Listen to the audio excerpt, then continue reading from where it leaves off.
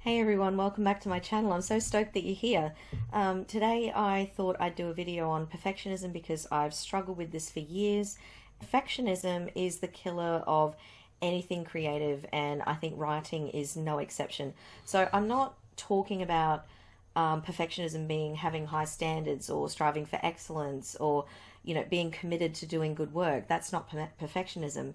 When I'm actually talking about perfectionism, I'm talking about that toxic force within yourself that's actively stopping you from achieving your goals.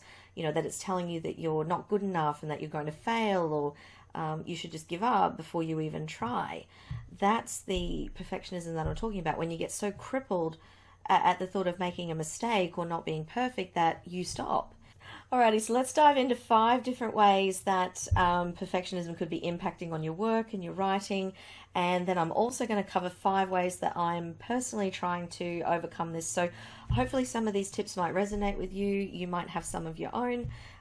Definitely this is still a trial and error process. I think there is no perfect way to beat perfectionism. Number 1 is that perfectionism actually stops us from starting our projects because, in perfectionism's, mind, why would we even start something if we're not going to be good at it or perfect at it?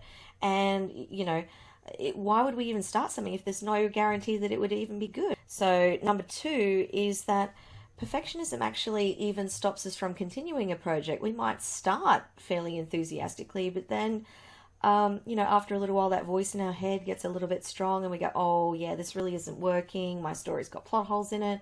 I'm not resonating with one of the characters. I think there's lots of mistakes. I'm just going to cut my losses now. No one needs to know. I'm just walking away. This isn't the perfect project.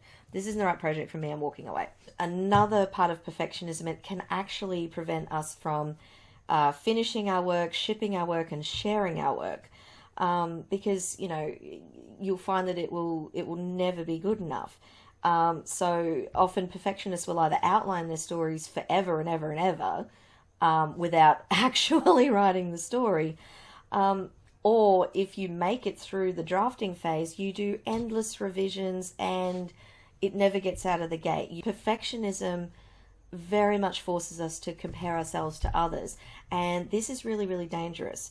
Now, I'm not talking about the type of comparison of going, comparing one genre to the other and being quite objective in understanding where there might be mistakes in your writing. That's just, healthy feedback and healthy criticism. No, I'm talking about when you're scrolling through social media and you're going, oh wow, she's so successful, he's such a good writer. I could never be like that. Why even try? Why even get started? I'm never going to be Margaret Atwood or Stephen King or any of these famous authors, so it's intimidating to even start because how can you even compare to some of your heroes?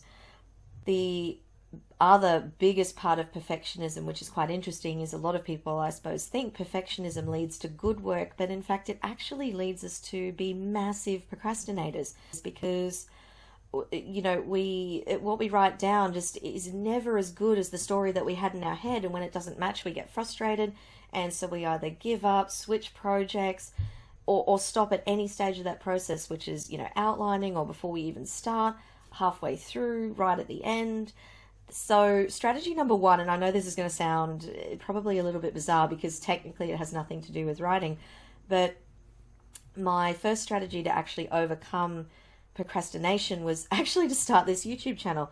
And I'm starting this YouTube channel knowing that I'm not ready, knowing that I don't have a book, knowing that I have a 3-year-old and a day job and I have to film at night, hence the lighting in here is just not quite right, because it's forcing me to produce work before I'm ready. It's forcing me to get comfortable with putting myself out there, even though I absolutely know this is not perfect, and it's probably excruciating to watch this video. Strategy number 2, and this is a big one, and I feel like this will be something that is a very long-term work in progress for myself, and that is to practice some more self-compassion. So I'm trying to separate myself from my work a little bit better, rather than the destructive viewpoint of like, oh, this is total crap, it sounds like an amateur wrote this. Well, because to be fair, an amateur did write this. But having the self-compassion to say, well, look, good job, that's your first draft, that's your first go, you can fix it from here, that's okay. In other words, what I'm trying to do is just literally give myself props for showing up. And by showing up, I mean words on a page. Okay, so one of the things that's really interesting about making YouTube videos that I didn't know is that your throat gets really, really dry when you talk a lot. Step number 3 is really hard for me because I'm deeply uncomfortable with making mistakes. Even as a kid, I hated making mistakes. As an adult, I hate them more because I feel like as an adult, when you make mistakes, the stakes are so much higher. So what I'm trying to do is remember that no one's got a gun to my head. I'm writing for fun. I'm writing for me. Yes, the eventual goal is to get published, and that would be fantastic. But you know what? At the end of the day, I am still writing for me because I love writing. And I need to keep that process fun because this is what I love to do. In order for me to do that, I need to acknowledge that, yes, this is what I love to do, and this is fun, and that maybe one day this will lead to somewhere, and that in the meantime, I need to be comfortable with making mistakes, knowing that the more mistakes I make, the better writer I will become. Tip number 4 is in the last couple of years, I've been really ruthless about my consumption of media, mainly because as a perfectionist, I chronically compare myself to other people. And the problem with that is you allocate so much of your brain space to comparing yourself to other people that you forget to actually do your own thing. You are just looking at everyone else's life. I still watch a lot of YouTube videos. That's where obviously everyone I watch is. But again, I still have to watch that content from the point of view of learning or entertainment, not to moon over the fact that someone is so much more successful than me and to feel bad about that. All right, so number 5, which is probably a little bit outside the box, but well worth it. Now, whenever I feel like perfectionism is beating me and kicking me up the butt, which is all the time, I like to listen to the book The War of Art by Steven Pressfield. Now, if you've never read this book or listened to this book on Audible, I would highly recommend it because honestly, I wish that I'd discovered this years ago. I think it's absolutely brilliant. So Steven Pressfield's book, The War of Art, talks about the creative process and basically talking about artists and entrepreneurs when they start a venture and there is this invisible force within us called resistance, as in resistance with a capital R, mind you, that is deliberately undermining what we do, and it leads to procrastination, perfectionism, and all those other toxic traits that prevent you from doing your work and practicing your craft.